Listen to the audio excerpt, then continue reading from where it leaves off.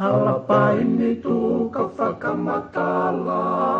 honani whieroa mai whaingata,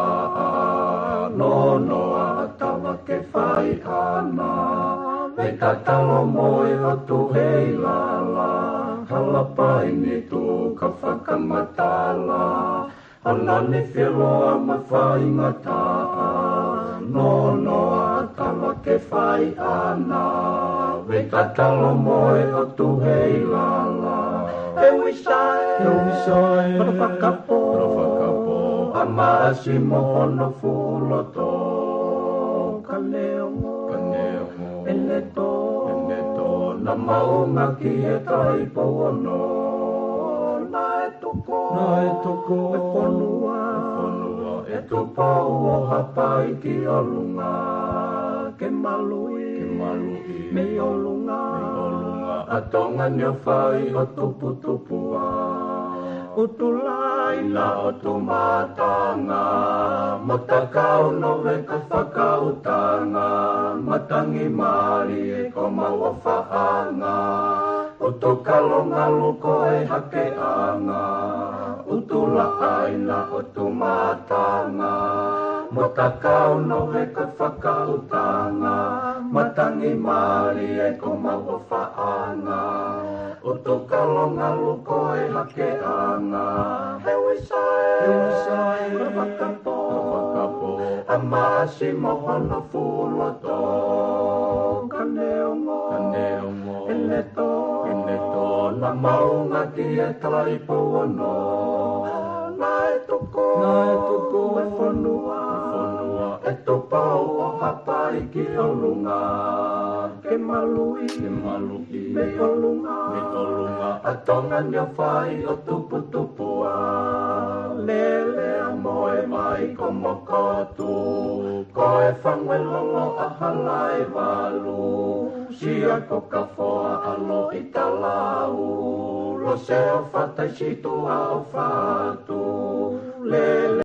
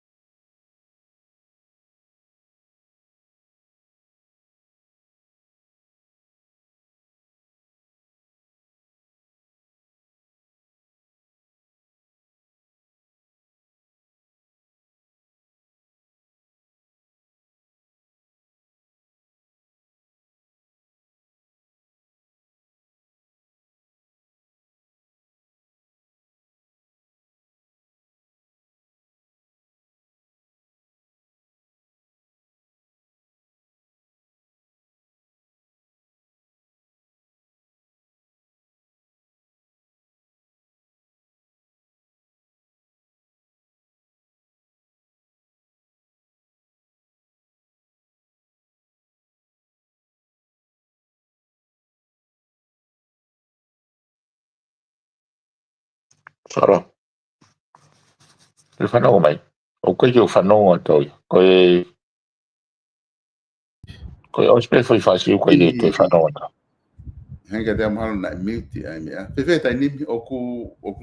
ongo atu ke te mo tole tai nimi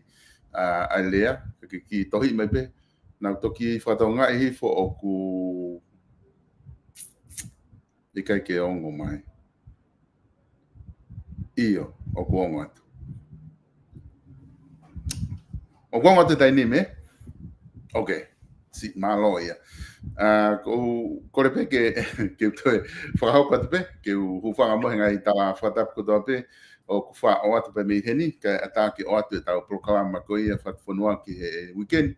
I ahone whaka ko whakahau ko te prokalama ko ni pe mei tonga eiki, o ko wilotonga i tonga i tai nini, whakahau ko atu ia pe mei heni. Ko e whafofonga o kune i he fetu uia ofia tu he fetu kona ofia tu he kuri fa mahalo fetu fa tau to ke ken fa matala mai fetu ko ia he taimi e pas ki ai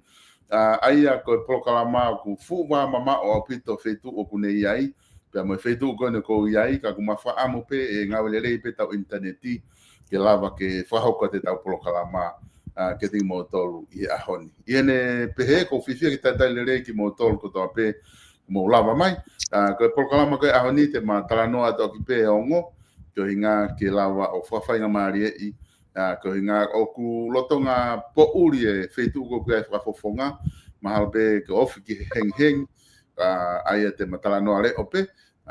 i he tau proklama ko ia i ahoni ke kinga tai ko fefia tai le ko e piven o ko fampe ke a pe ko ke osmo ko tai ni mi he ta fasi piveni foi ver hake ai frataha koia ke ai pe mo feitu u kona mo lotonga ai mama o pito koia me tongani Solo ku ke o mai kure atu.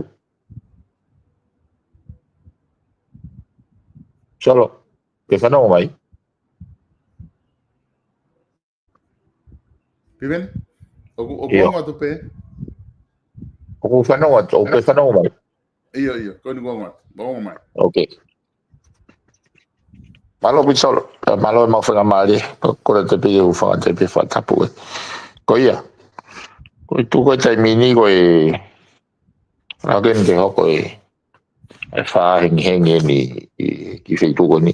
I whaitu ko ngo ui ko Azerbaijan. Na haia ngai kolonia ki mua ai Alusia. Ai ku next door te pe ai whunua ko niki Ukraine mo Georgia mo Lucia ai kau ngā api e whai ki olanga. Ko kau ngā api ko e whai ki la logo Iran mo Iraki mo Israeli mo tau tau. Ai tau e whai he mapa te tau me whai ma tau. Ko whai conference lahi ko ni ai climate change e ki whitu ko ni. Ai na mai he tona ko si o fo mai i Sydney o Malolo i Sydney o mau ai be ai tau ai pa mau to puna po uri mai po sabateo o mai fata ki ai ko tu ko tai ni mi ko fetu ko na mo fata ai ko ha no folo ho mo ai pe to ki osi fata ko mo ka ki ai ai te mau toki e ko fata u le e ata ke ata wa o te mau o forget mau to he ata hiwa e mau tu ria tu ki tonga kama da falele a wa nema ai mau toki kawat ki tonga a wa tolo ang ko ala por kalamai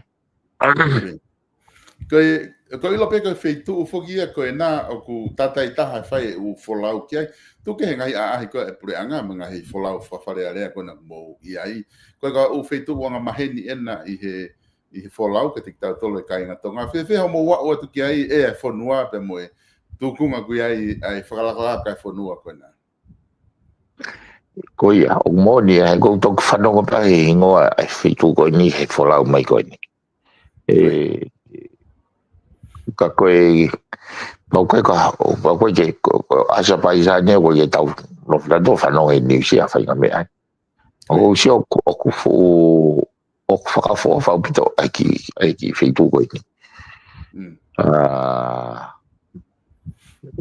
Itapia so tu mali fonua. Ko mahalo ko nau bawanga ko lolo malu. Nau ports ke mau taimi ke explore ai historia porque kalau me ko mai na kawe ni ngai kolonia ko no form ko USSR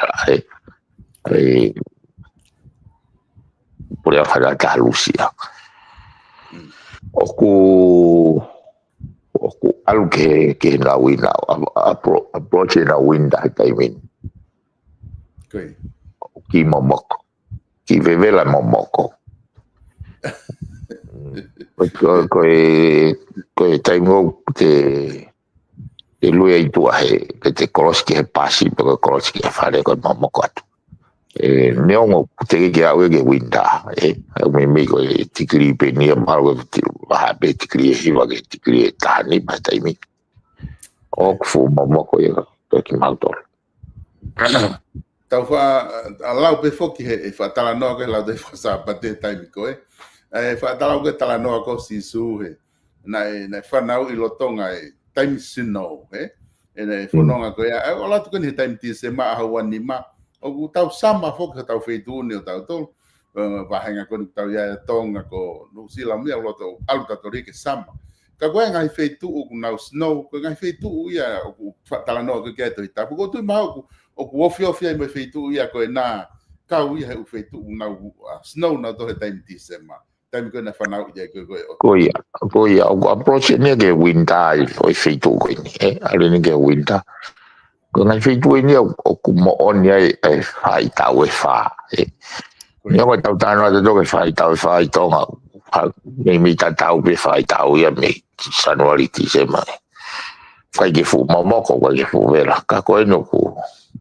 ai ko Jerusalem ma ku o fi pe feitu ko ni o lunga Azerbaijan ba Iran ba na fi ka nga api pe mo Jerusalem ma feitu ai ko fu Middle East ni ko yo ila po estuai o fai mai ke ni ai fa ta climate change ko te fito foki o ngai I concern ko ni ki ko impact fa mama lahi hono ngawe aki fossil fuel ka wai lolo ko kasa ko malala hono ai ka ko mau anga I foki ya te fito energy source foi tu ko ni ko si o ko no depend heavily na economica he lolo ka te fu ka mari si o ke ko ma au pita fonua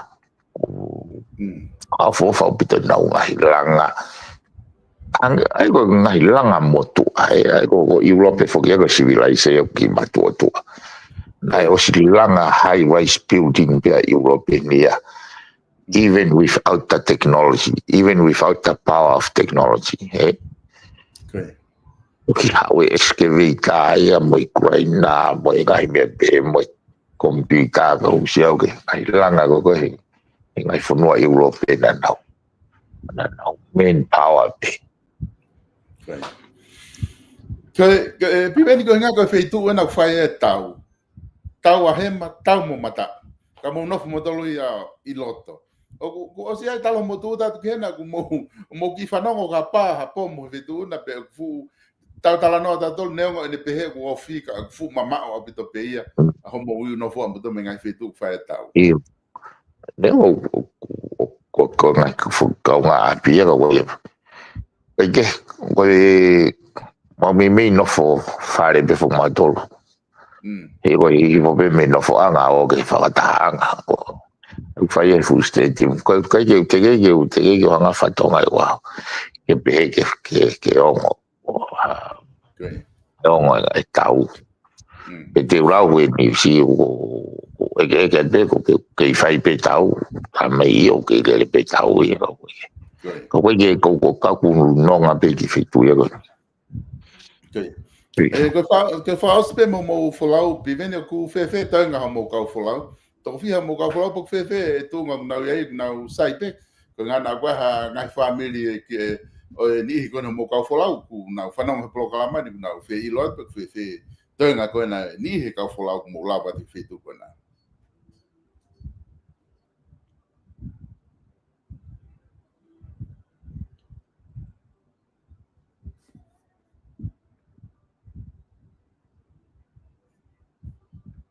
e piven malo ku mute mai ai telefoni ko ki unmute ngai pa ki te formatala mai ko ke ongo mai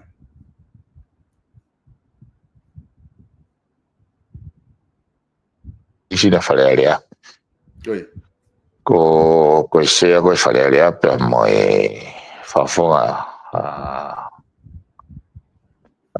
e watata mo tuan tampon full mo au mo ngo kala ke pewa kala ke ta pe mo recall officer ta mo toko no fakatoa me fale area ko mau falau ko totongi pe he uena o mai ko ni ke fata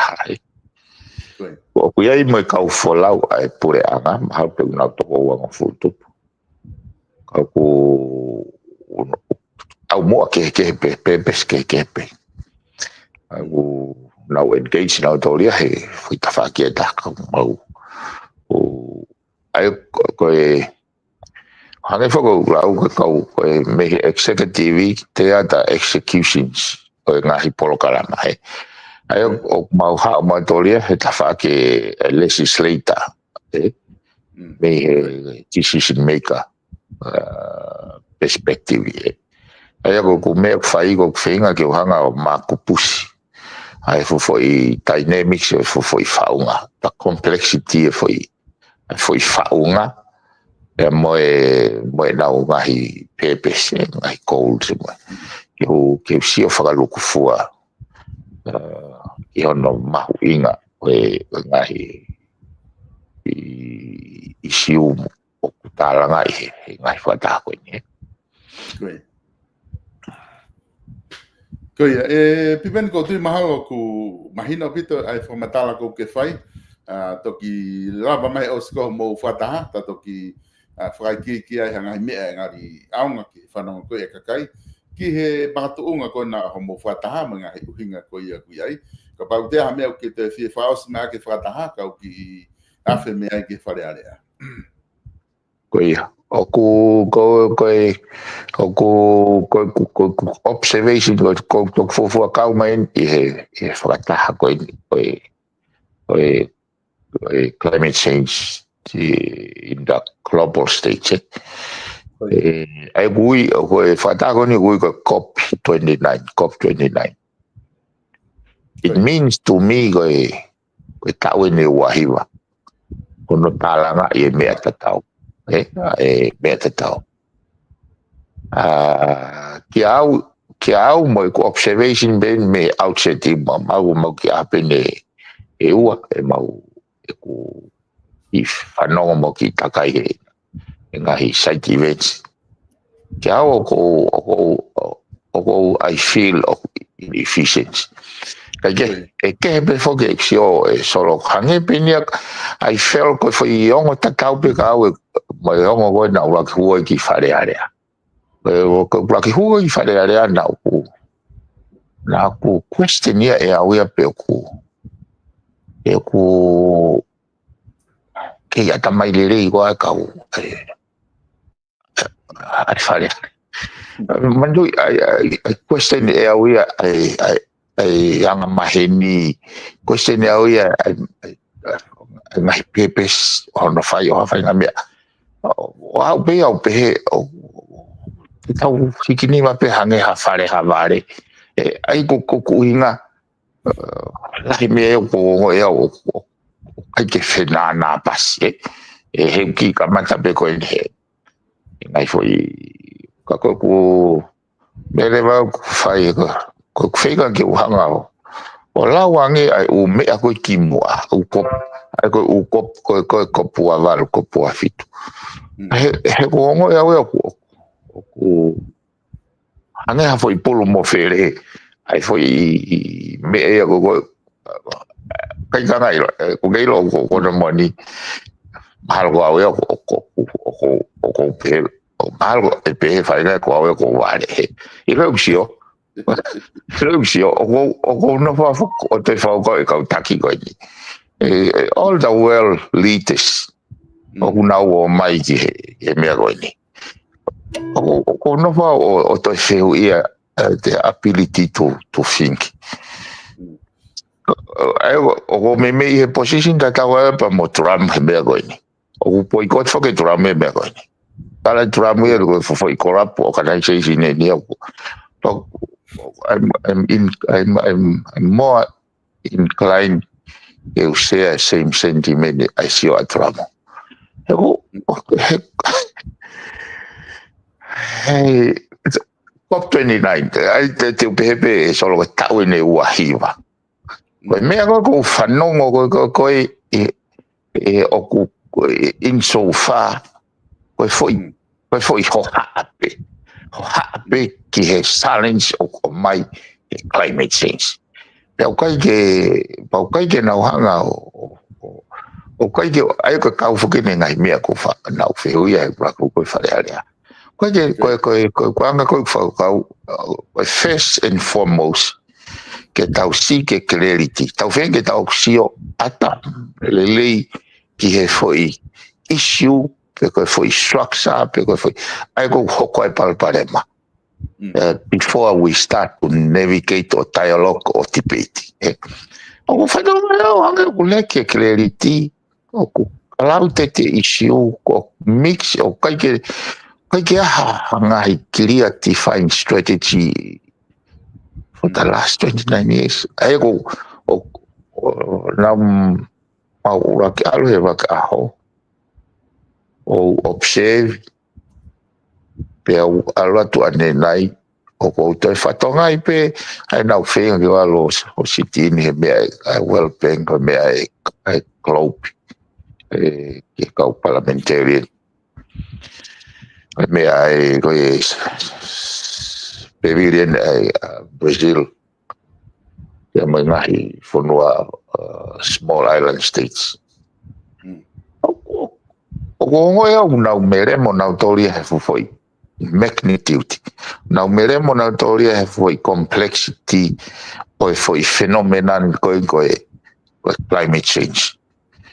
NPE ko na meremo ai ko ke na lava reva siole deike ke ko anga ya e fakakau ko halfway through o poa ke au foki mai au fenge ke urawa he pehene anga fo gawe solo ki mo ke hanga o identify pe ko feito o ya e pare ma by feito ke fagalere o pagi ke understand the whole scheme of things au pe ka ba ta ta no ya me alere pagi ta wa ke hanga o mahino structure me alere una component o kai mai ta auto clava le ta noa hange go ni te fa ka go ni ko ta foki ai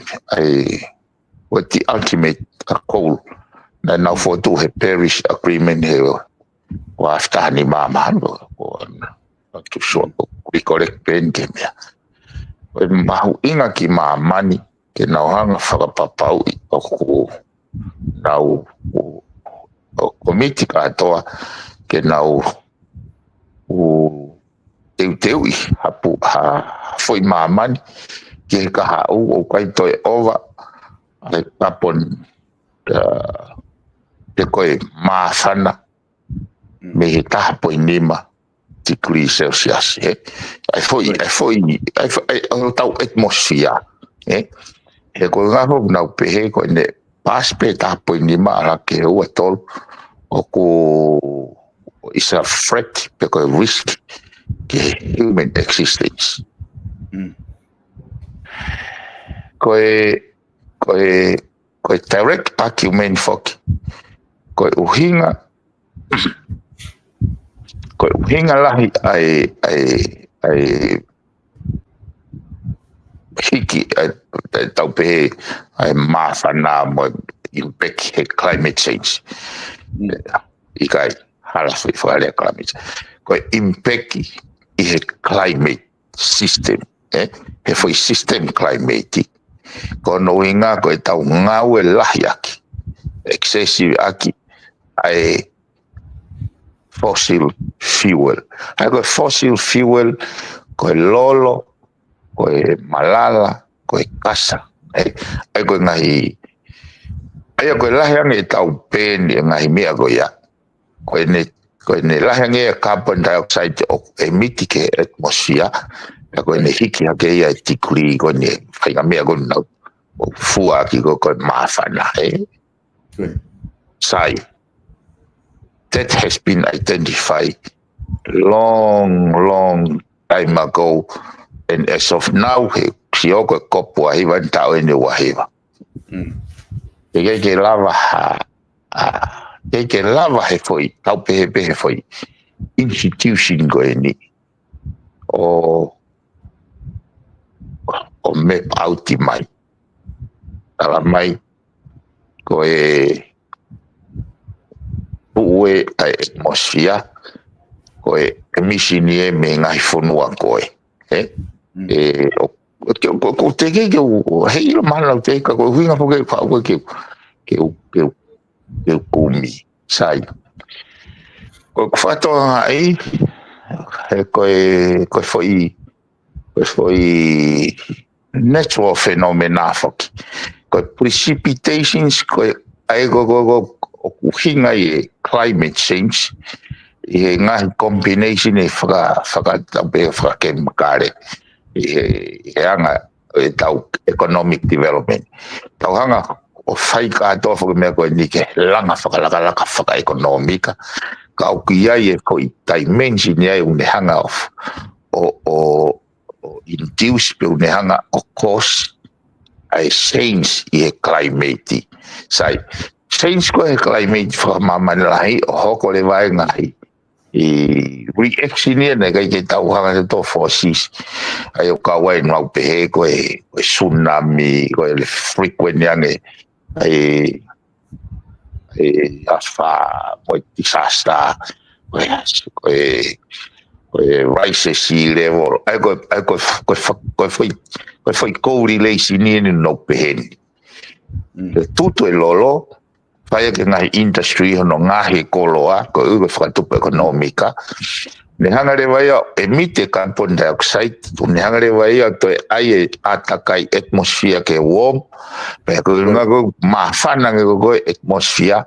kamata leva ke vai ngahi poles ongo aisi ko ngai ko ne vai go aisi ko he ongo pole pe ko anakia ki he water o tupu ai high rise ai ko foi fenomena ia te ke o fanongo awia ko hanga te be hanga go asa baisan o ku ke active pe hono ke lolo o kono ke malala kono active pe knowing full well that ko me ia go o ku ne hanga o os ai mafana ne o atmosphere o atakai ka hiki tala noa na to he renewable energy yet o ku ke fa nga resolution ia faka mamanlahi ke tau mo nga we faka ta fa mamanlahi sai ko kuanga ko whakakau o kuiai ngahi whanua o kuikai ke nau o they are the innocent victims. Hangi ko Pasifiki. We are the innocent victims. O foi fenomena go ni. Ka uhinga fokia ko whakalakalaka ngi whanua la lahi. Tutu e nau tole ngai mea koe ke nau develop whaka ekonomika. Aia koe whakaukau rewa he foi platform koe ni ke iai ha fund ke nei compensate ngai whanua iki. Ohu negligible e nau o carbon emission e nau toria ke foi global warming i koe ni. Kau nau fua nau tole ka noa tāmaki. Aia koe kau whukia he issue lahi a ko whatonga i ko haka ki ai whanua iki. Ka mo whanki whanua he Pasifiki. Aia ko ha fund ki he loss and damage. O e impact o climate change. O climate change na e kos he ngai whanua tū maari e nau tutu e ngai fossil fuel ke develop o nau tū maari. Aia koe whakaukau hange ko Amerika ko siaina ko ngai whanua lalahi Europeni. Ko nau tolu ma ui ai industry nau ngahe mea lere ngahi machinery ai ko nau whemau ke consume ngahi i natural energy wani sai aia koe tala noa rewa ke pledge he ngahi whanua tau pe ko Amerika ko Siamane ko France ko Britania ko China India ke to'o hakonga e na wealth ake nau ai wealth when nau development me no ngau ake ai fossil fuel nau contribute like that ki no warm atmosphere ke to hakonga e na wealth ke compensate ke ngai whanua go te innocent e foi whole scenario go ni ke compensate ake au fokia he foi issue lahi na o hake he Paris Agreement sai me ko ai pau he ni ko ki me tu ai ka Trump e pange foi scheme me go ni ko talwe o mai fangi fo no Pasifiki mai nau amanaki ki foi green climate funds going tene hanga o compensate the loss and damage o impact o climate change mandu o kai ke ha me ko climate change ko ke pehe o kulili u pe te ko hinga o articulate ko change ai way behavior climate ko nga ko no tutu ko ngai fossil fuels i ngai sai ko talu no whaka amanaki for years in years out tala mai pe ulau billion trillions ai funds ko ya e apply ya ngai ko time go fire apply the process ko no apply ngai fonua angere va foi silinia go ni solo aveo tuku mahevani tu hevani ko ta tu ko silini that is as to how of faingata yo ate fra moni ko ni solo ko Papua New Guinea kai ki to seni mai na tori he tauni kai na seni mai na tori ha na ka delegations ke COP29 ko makatu unga ko Papua New Guinea o kuna pehe lahi ono lohi aki ki mautoro. Mai lahi empty promises, mai kai jaha me fai inactions. Aia ki au, it's fair enough. For 29 years, this is, koi mea ko au ki ai, me ha whainga whaka tūtū, ai ko whaarea, kai ki wamanaki fuka kai aka fuka kai pota fuka au takie. O te ke nau lava, ke nau hanga consolidate, foi platform ke fai foi fe mai no ka he ki au ko foi warfare ben e foi dimension ia o tau pepe mindset mental dimensions oi kautaki ku so ko position ko position ko avana to very realistic ya ka sai I mean apa boni kini argument for ko me fa itaha eu kawai faki fono gandu ko motonga ai ke yo mai pe ia in ia out same thing if you are not on the table there's higher chance that you are on the menu ka pau ka je ka ko tangu te pile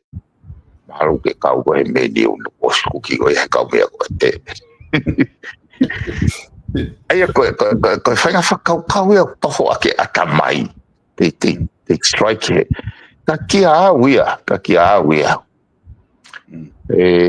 matuko fa ta no ko fa finga ke tala no he foi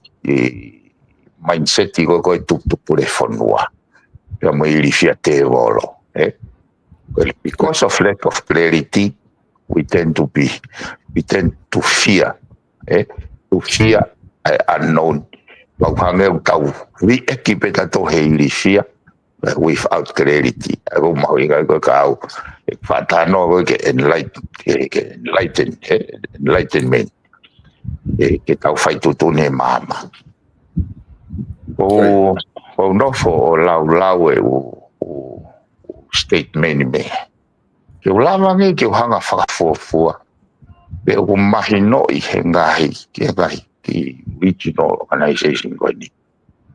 exactly what they're trying to talk about.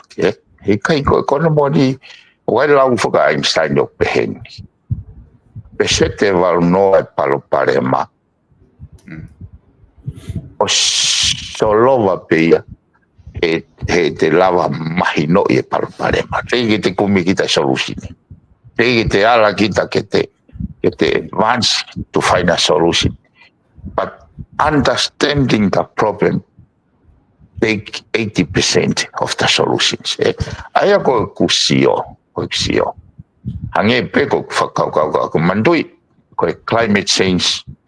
is a technical dimensions. Science and technology has ko foi platform e fai dano. Ko fato ngai ko mai ko ni mai fata ko politicians ya. They have absolutely nothing. They know absolutely nothing about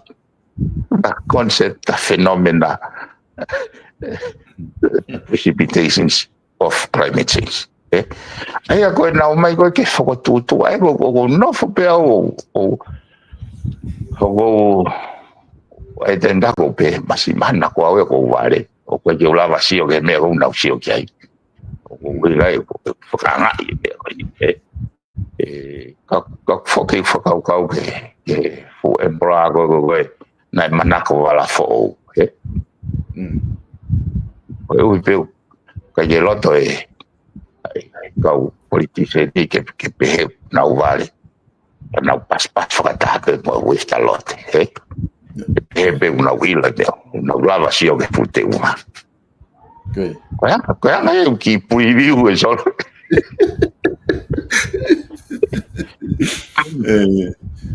Primeiro mahuinga pito ai fatala no ko ke fai ko mahino I to lahia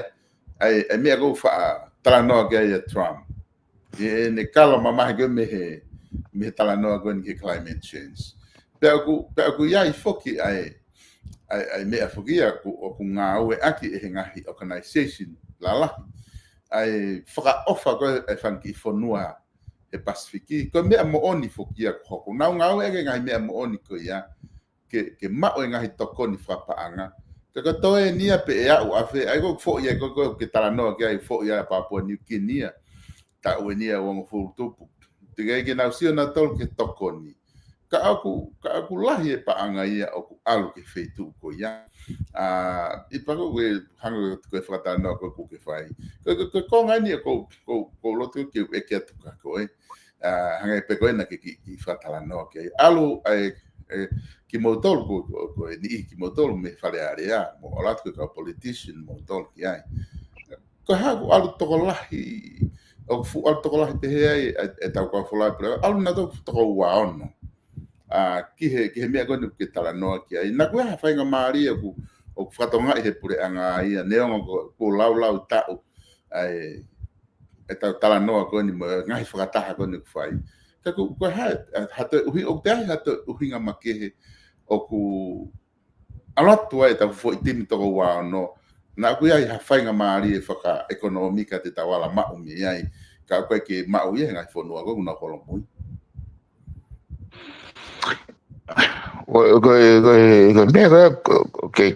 Ki hanga pe o whakapeke perspective. Koe viu ia o mau katoa the rest of the world. Koe viu ia o mau koe o kutuaia Papua New Guinea. Ako Papua New Guinea. Ai koe ongo viu ia ke tau tala noa ai. Ko Papua New Guinea o ne represent mai ia dimension koe o ko whakatala noa kai. The innocent victim of this whole climate change phenomena. Ayo ki au o koe ai kau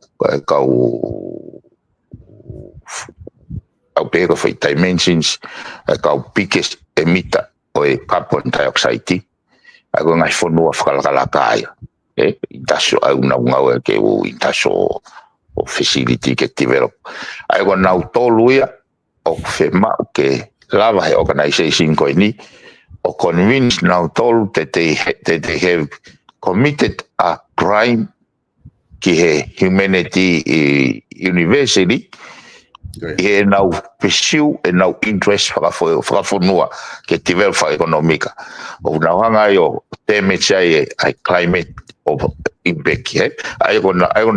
ksio go ongo foi ko hanga ye ksio go ke foi playing ground ko ni ko feinga ai cop ko whoever would hanga ko clopio ko e now ne now hanga o mai ai creative markings ki he fahinga una emit ake na ulanga falalaka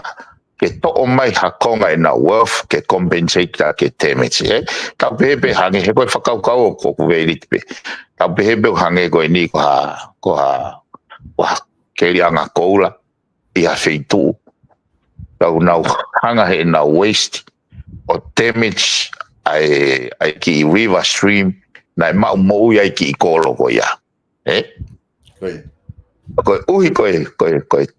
world for keli he koula pa ko pau ke na compensate le va ki kolo ko ya ai na mau anga vai ai mo na ha that's normal phenomena pe mo ngai au fa economica fa la ai ko me ko ki sai for the last 29 years, tau pega me kopulo aki ke COP29 Tege ke eslava o establish ke nga ke committee. Ke nga ke duty bound tau pega. Duty bound na fonua la lai ko ini. Ke na hanga put in her fund. Ai go green climate fund. Sai. Me le vai ngai fonua go hange ko Pasifiki Papua New Guinea Tonga Fish Samoa ke nau o apply le va pete nau piki mai ke nau ke oange ke nau hanga fa matala I mai ai impact boy mau loss and damage ai climate change yo nau ngai fonua ke allocated le va foi organization go ni ai silin go mau mai me ke kau emita o ave ki sai ko fehui mai fai ko ha fu alto lahi ko ya ibe ha fai ngapari in the last 29 years ko solo ko ka fola ko he e tau kosi pana to te au ma ko ka fora tau ko ne tau to valnoa fora ko ho ke mai pe pai ha fai ga ko fehu e ka ko do you need 80 people to go que na o kore foi fan ko ni na o te fa ka le dei te wanga o te justifications que delegation go ai fare area because we are the decision maker i fonua i project i law i policy we are the decision maker i fare faulao me ai mau ingai ke now have the greater consciousness awareness ke me a hoko fra man la faka regional faka international ko me o hanga o justify ki observation so far o velo canto fo fola o weekend mo ku sio papa ko nga ke o ke ko fe do we need them que o mai que fainga platform ko ni que kore me he green climate fund o agenda ko ai go ka o farafisi o gini o farafisi did we need que taofe ai começo a plania ka ave ka me ko ni que não ave na te farafisi lo que o lava pot fai to email que office palace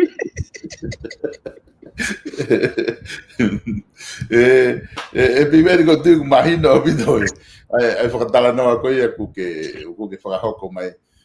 fica o que para me fakataha ko lauro ko tu mahalo ko me pe sai ai piven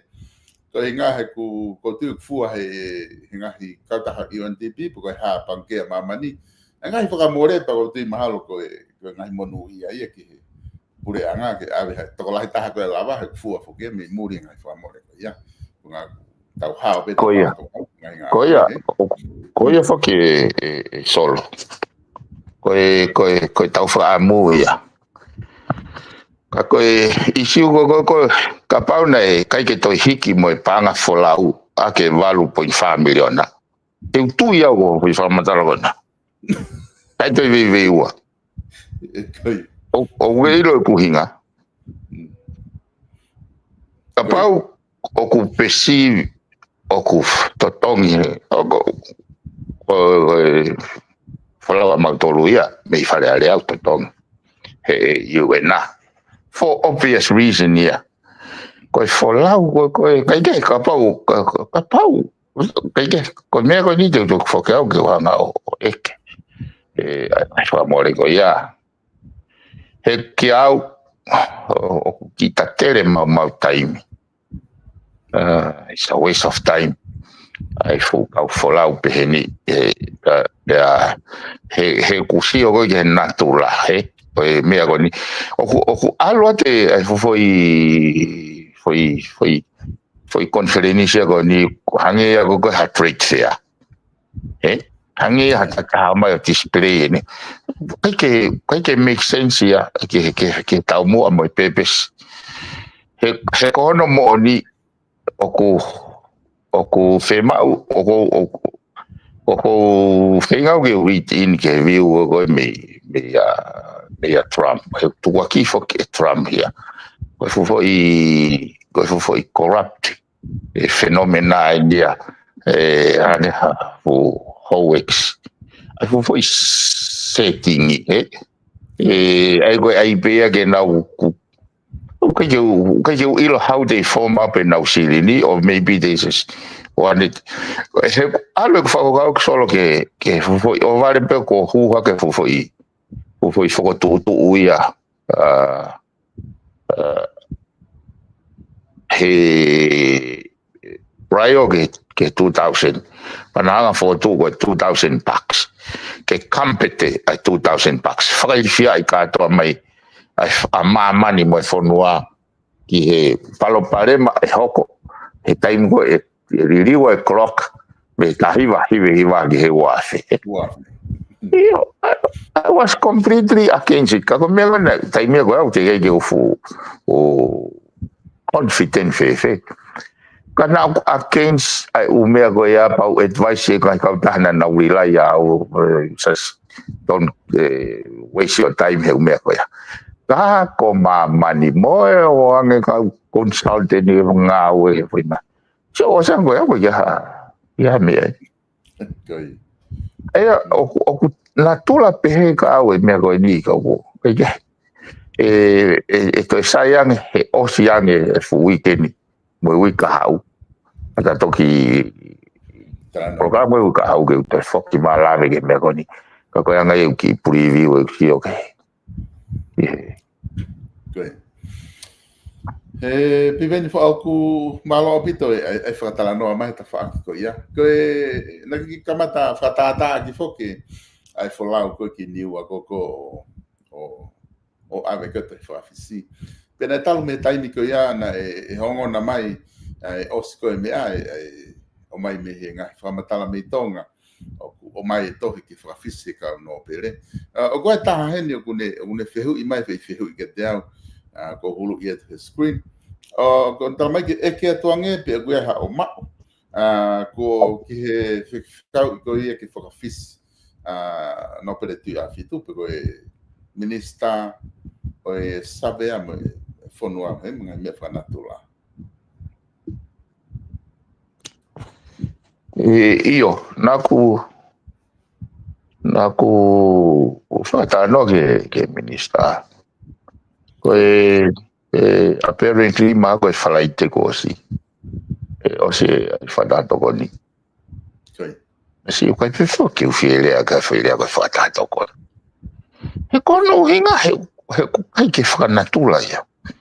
ma tu ko fata to ko ni ko foi precipitation ni a fio kabineti e foi combination ko ya o precipitate foi dimension ko fata to ko ne ma bene a fio me he kabineti ta ko ki leva fata to ko ni kabineti ai o kai ko fare e pe ko institution ko foi fenomenal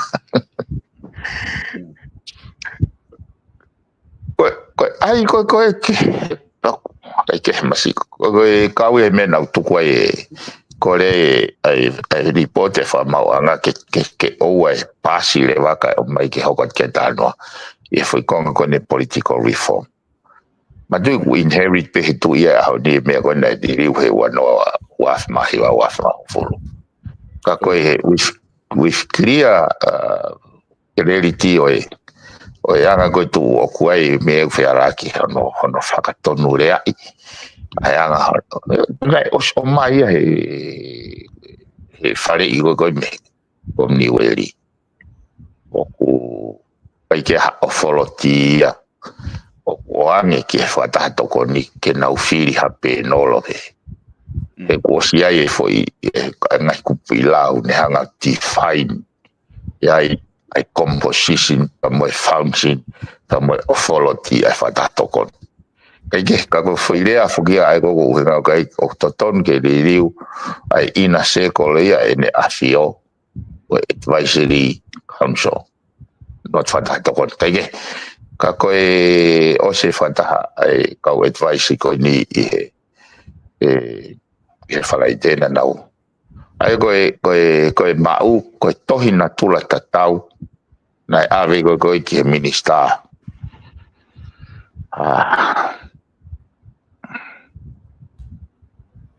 defense per my foreign affair na ave ki minister fonua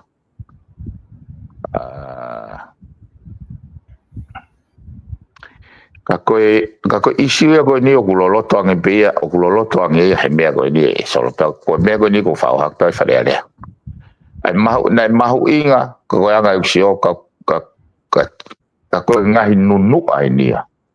na mahu inga ia fok solo ke mau hanga o stress ai paremia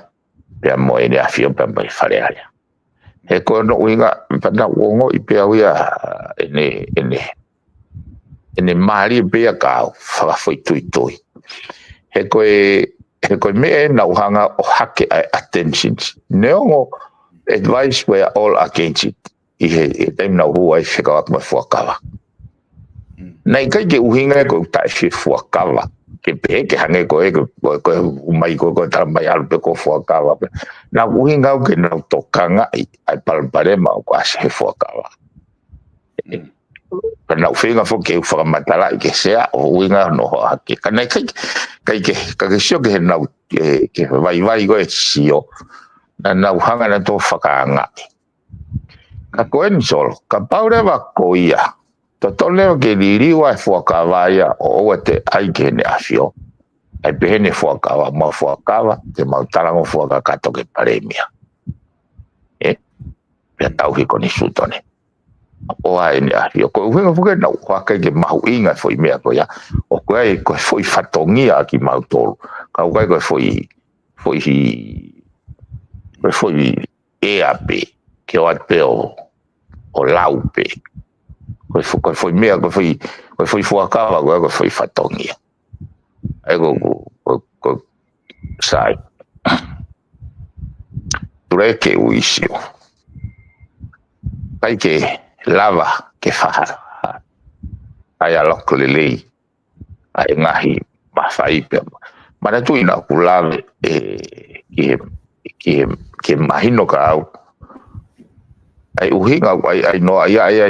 he kabineti ai tui pe mo tu hau na he peda ke mana tui e feinga tu ke faka ton e kai te nau malava ke nau piti ke sipoti he koe what it means ke piti ke sipoti ko pau ke komiti silini ki ai kana kai ke ka koe silini ko ia ko silini ke komiti ki ai ke house South Pacific Game ko silini ko ia ko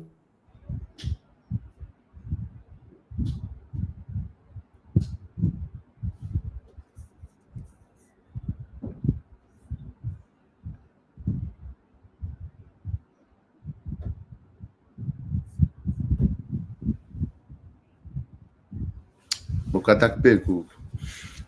ki motu mai ai laine fafofonga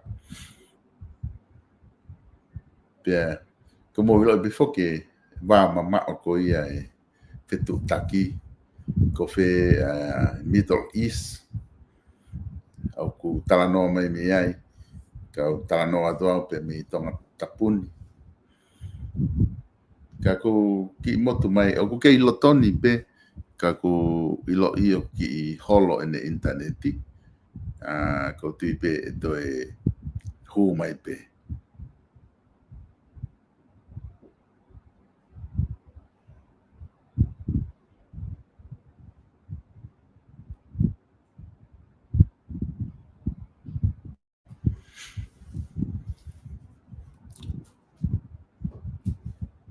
kamo ki tagari me pe ke hu mai fa fofonga fa ose da programa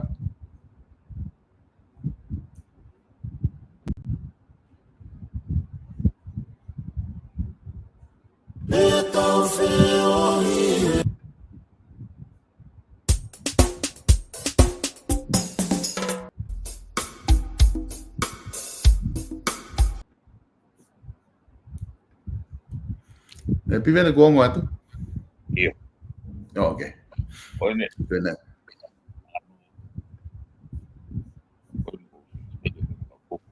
Basi. Great.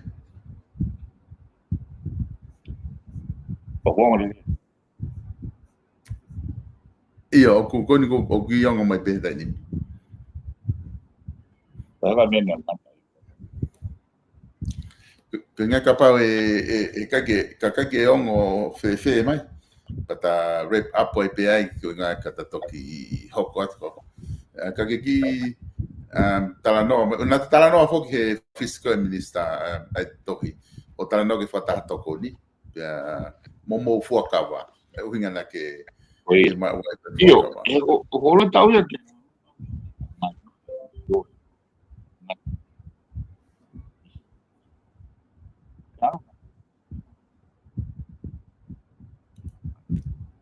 oku motu ia ke ongo mai. Motu ke ongo ia.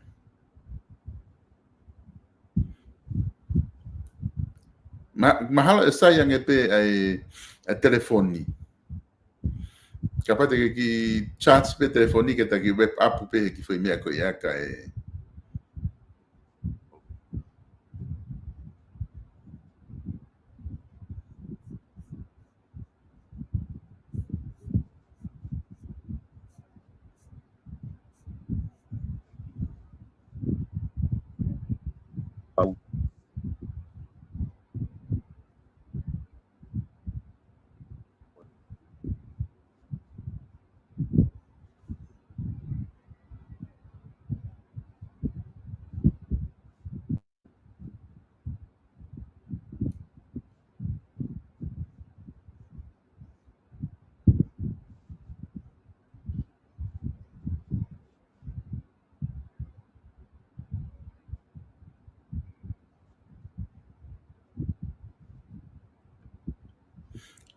mo kada pe ka nga ka tau ki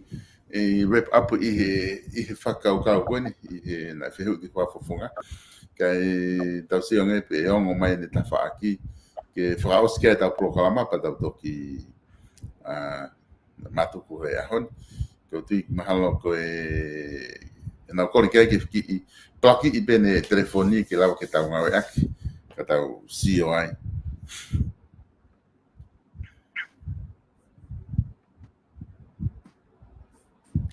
kona ke lotoni Iya, okay. Koia solo, winga ku whakana ku riek pe whake tōlahi e whakaukau whakasis koe tohi mai Privy Councils. Ka ki au o ku loloto ia, o ku koe mea inia na aku amanaki e lava he kau no pere o read ai whakailonga the science he koe osko e vote of te whawhoki pe osko no ave ripote wakta o pureanga koe na mandui na utoku wa tae wafe wowa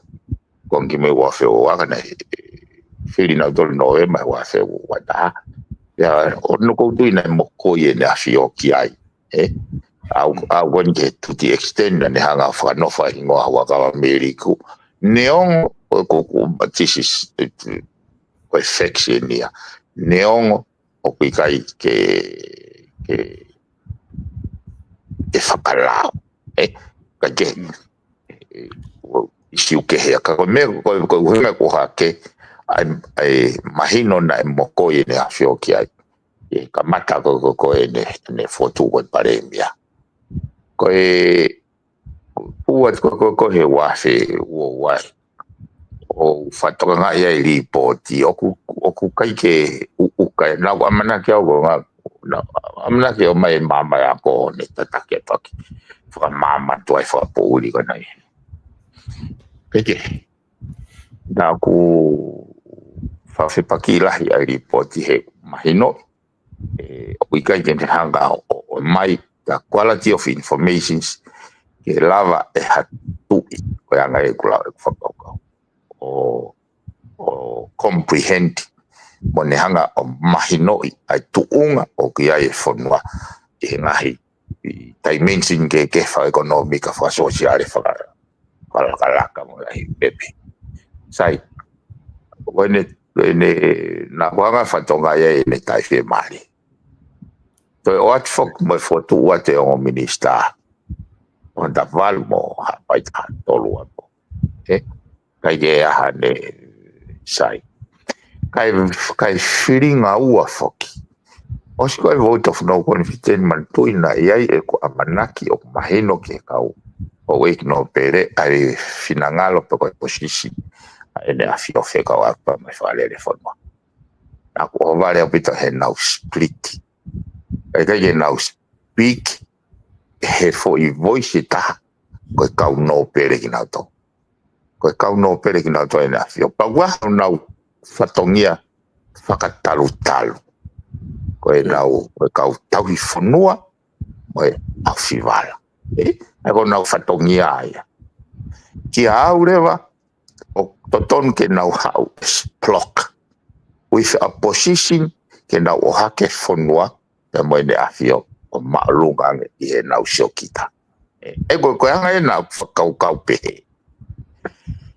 Koe osko koe, a vote of no confidence. Ko whatonga i koe nau split. Even ko pehe ke pirinisi kala ni uwalu. Mahino in the position ke tuhi foi pare mea. O kui kai ke ai kai ke ai whahinga toka ia ko koe o ko amanaki ko institution e kau no pere ke nau au ki whanua na nau a whiwara ke na whio. And they should move as a unit. So ke taimi pe ko nau movete ta tahao kumi hono whainga maari. O nau warea mai koe mitago ka ala ta voti ka sai be tu koe pe tui koe ke mawinga ia koloa ke mai koe ke minista au te hiki atu au o mai koe ke mai ke se au ko ka katoka o hiki atu koe ke mawinga tui ia o te moa mo te kai koloa ke tau kai tau to koloa ke tau vai ai koe whainga whaka kau ia na akulava o tala koe anga ia e nau whaka kau ana ki ilo pe koe na ia i ku lau kovi aku ia ka nau to i he whakau ka aku ia koe e nau hanga mai ke mau ke he ko os in a way e solo na ku ofeina e au ia e tui e kai hanga ilo poko as to why now ma wai whakau ka koe whakau rai pen ene amanaki mai ke ne kau afbala e nau whai ho nau whatongia ka nau movete nau torhe ai ko kua kai koe pea me iai foki talu pe koe me iai na mea wholofola e kuini whekau aki pe moe whatongia moe ku hugi moe ku tautou push ke sort out te palpare moe te utata uhinga ko lo loto ankau pai ke usia o ko fonga ko fainga fonga ko ini ai faka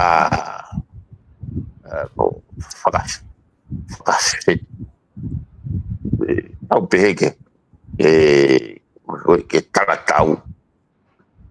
fume ko ni was tuiga baba dia pa tuiga o ko sia ina ko fono e una hanga tek ko melino ko ia betene langa e fonua pai koe tau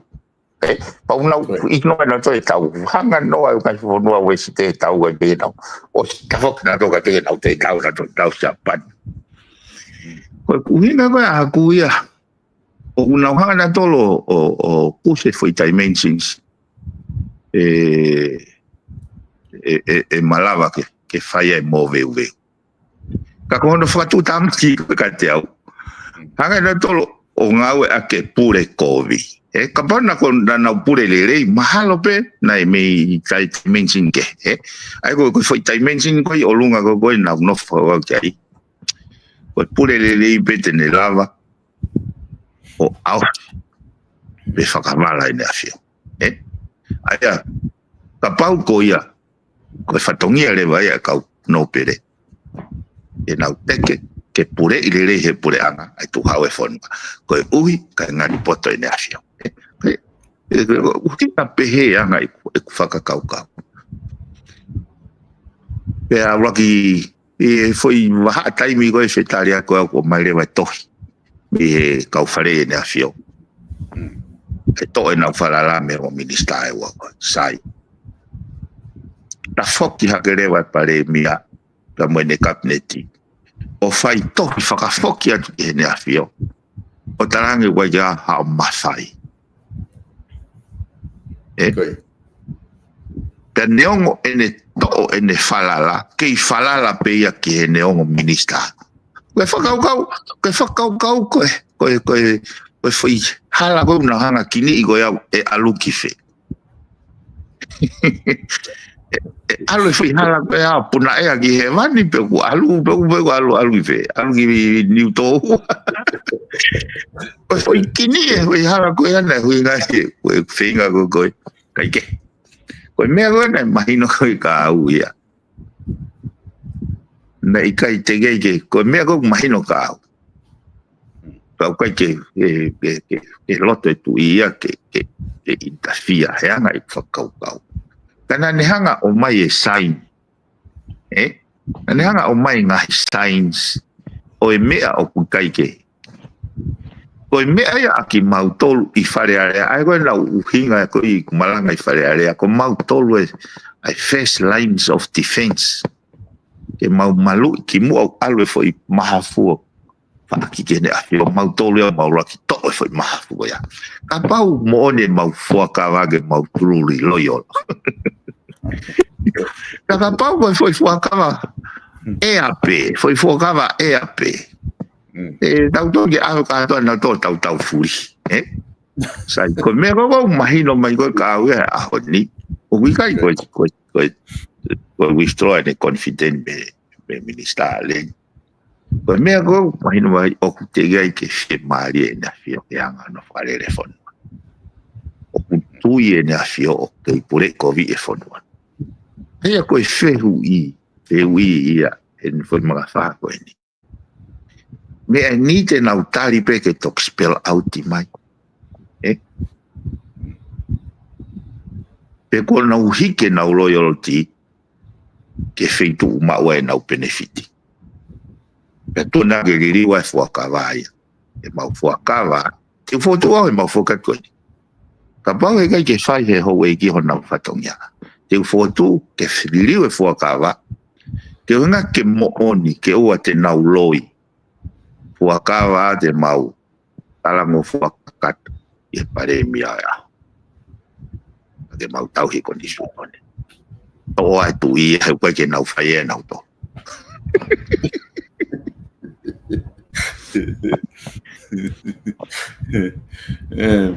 Pibeni ko tu yoku mai no habito ai fatala no ko ke frahoko pe mo mono to fra mama fa ko ia fuakava e ko tu I mahalo na fakau foki ani ihia ihe ngai uhinga ke ia ke fie fuakava ko ihe ahona fi mau ke fuakava Kaku taini mi o ke whakafi hoanaki pe ai mahu inga koe na to tonu ke tonu ai fi fuakava. Mo e ngahi isiu koe ni o ku tau whetau laki mo ia. O hange koe isiu koe ni o ku talo tonga tala noa ki ai ihe minister pimen. Ka koe isi ato pe koe ngā koe ta taimi. Pea ko ti mau pe ke ai mo ke lau pe mau ki mo he peto ki maa ke ahoko mo polokala mahoko. O te peke taki whama opo ai. Aia he tuunga koe ni piveni ihe minister o ku teke ke o ngona mai ha whakawhisi pe o kuange ha taimi ke whakawhisi ai pe koe fwoi tohi pe ni o mai o koe ke fie marie ai ene a fie o ke whaifatongi e minister koe. O koutu ia oia solo e toki hau pe koutu ia oia e gai ke toi fai ke minister ia hato e mea ke. Ka koe whawhisi pe. Pako kua koe kumau ko se ave toi whawhisi ia. E kono uinga koe en result koe ene confident, ene withdraw, ene confident he hong minister koe ua koe. Koe whawhisi pe. Ne hei nau poko ke ka bau nau talatau. Ka bau ko nau pesiwe nau tole e foi hala whanonga fo o. Ai ko amana ki au ke hongo minister hongo no pere koe ai ko una ke minister ke na follow on pe. Ke ua to e tari ke to e o mai to. O ko tui to ton ke ngawe ke ko me fu en solo ko fa le ai ko ai mau inga ko ke tau ngawe ke rational thinking. Ka pai ke tau ngawe ke rational thinking, we are no different from animals. lau ia filosofa kon Aristotle e kono inga e ku me be na hanga o toa fa ke he tangata me monu manu rational thinking o ame ki ai pa kono mo ni o to tonu pe na farea pe foke ta fa program ki mo pe farea pe o te na fa no mai na do ki ho kure o pe na ko ai ko kure o au ki feinge na fa no ki le o si go wana ki ake ho lau konsenis o e kono o ana mani e solo ko ma inga ko ixio ka pau feila lao ka pau feila sistemi ka pau feila forma na tau o hanga o demonstrate o kuia e o room mama lo tu mo yako e fai tutu ko meno ko fato nga ilahi ko e mea ko e hake pe mea o fala ta mai pe fala e kai to ta ke na hanga hin ka ke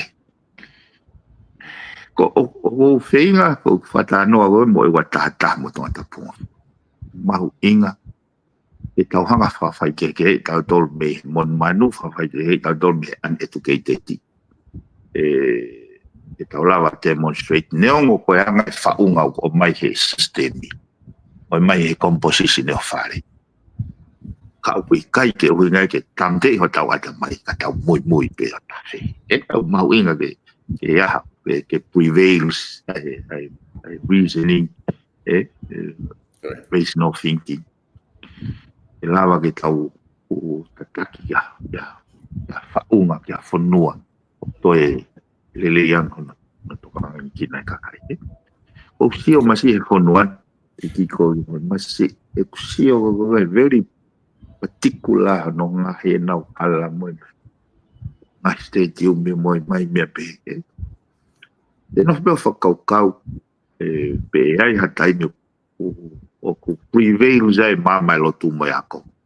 e fuloto fare ale atonga ko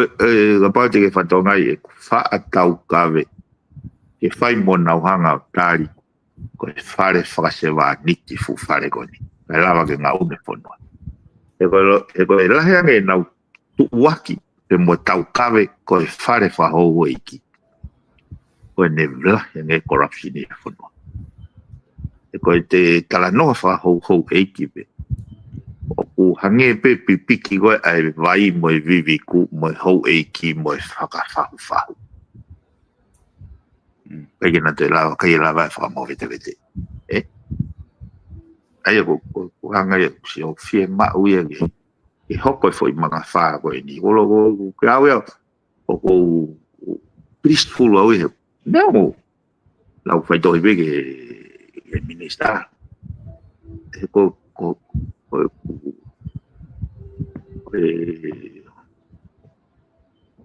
tau te hina mawhanga kui mai aki masai ai ministra ki au o kumahu inga ho nau whato ngia e koe mea koe si o solo ko establishment e melinoia weta pena fai ke form of fear ke form of respect ka ku oslava he foi I whatataina na fai tu polo aki o establishment melino what is left ki he fonua ko anti-corrupt government anti-corrupt but that's all that matters ko ngo foi combination ni tene o mai ha prosperity mo fonua fi mari ma o melino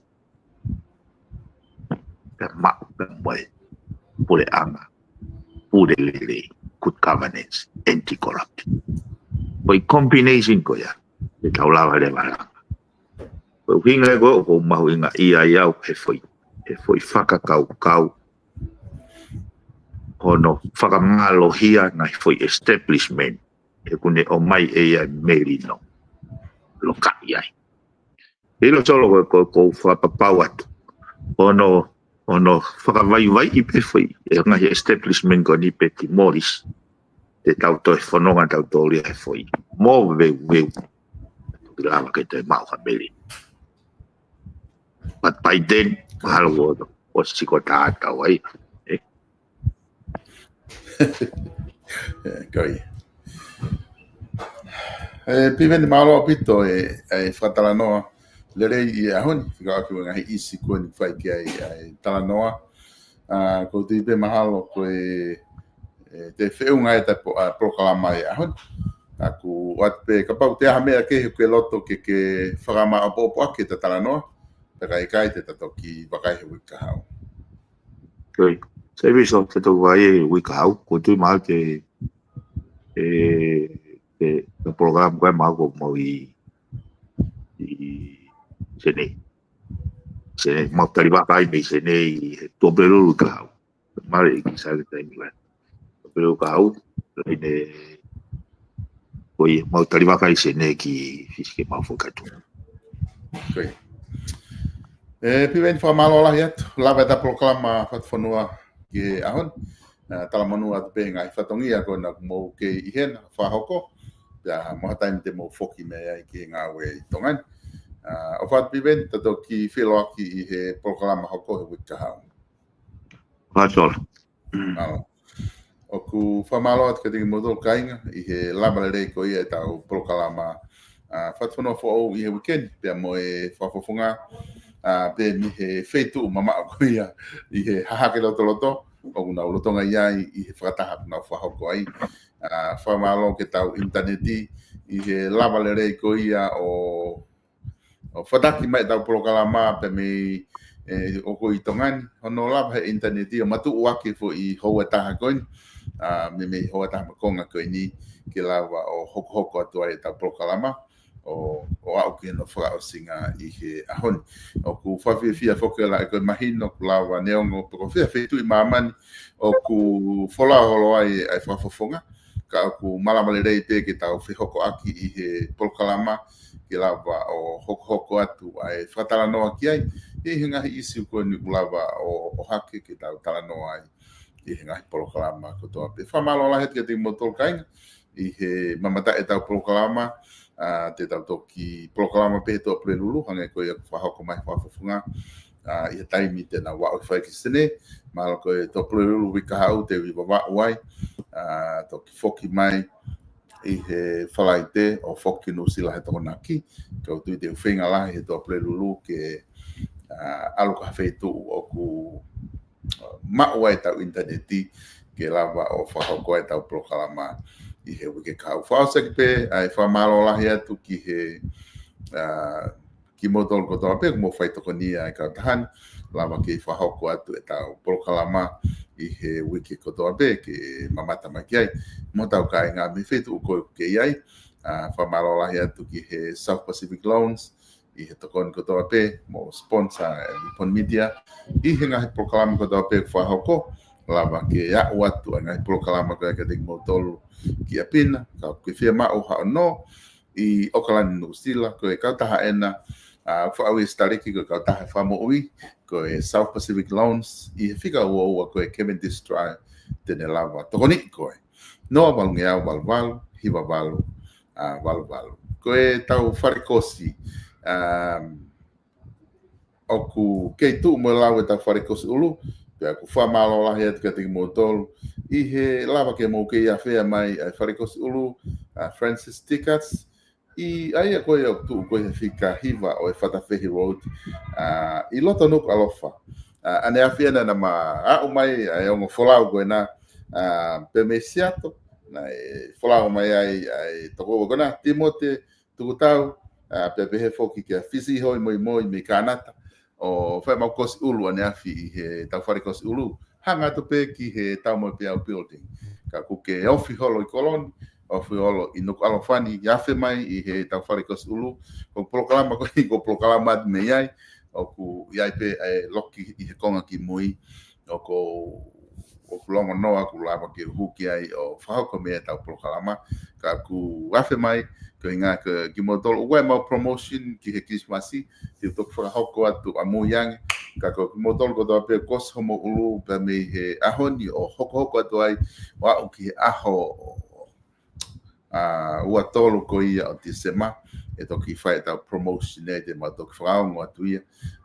i he tau polokalama ka hoko mai. Ka mo wafe mai ki heni, ke tau ki polawe heni mo tau kosulu o si labale reipe o whakalata ngai whi mau koe ni pamalo atu ki he kauwhalau koe ni me muri koe ni o kumo lawa o afea i tongani pa mo manatua mai o afe mai he tau whare kosi ke lawa ke tau kosi ulu ai. Koe tau kau tahwala o ku tu pe ta whaaki mandu o kuna whihanganga o kuna waofi pe tu e whare kosi me whahai koe ka tu ai whare wala page fesi ni he ta whaaki pe ta e whai pilping ta tau pe whikahiwa whatawhehi road lava mai ki ai ko si nama wholau mai na e hau pakatahi tau uta who'ou pa mau te wholau mai mai hai uta na e lava tō mai ki tongani o si lahi whiunga pe ai wala who'ou koni na e o mai tau pakatahi